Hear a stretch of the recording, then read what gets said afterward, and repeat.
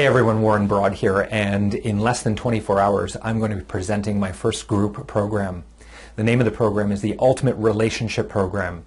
It was designed by one of my mentors, Tony Robbins, and I'm just so excited to present this incredible content to the locals in my community. And last night as I was preparing for the event, an email rolled through with one of the most beautiful things that I've ever read in understanding relationships, understanding connections and bonds. So let me read that to you now. A Hindu saint and his disciples were visiting the Ganges River, where they found a group of family members on the banks shouting in anger at each other.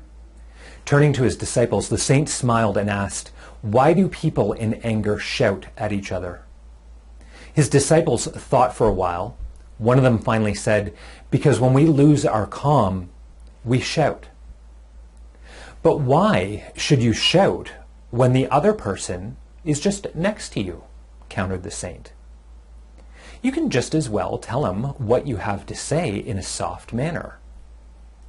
His disciples thought about it some more, but couldn't come up with a satisfactory answer. So finally the saint explained.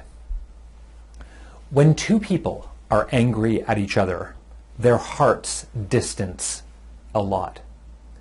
To cover that distance, they must shout to be able to hear each other. The angrier they are, the stronger they will have to shout to hear each other in order to cover that great distance.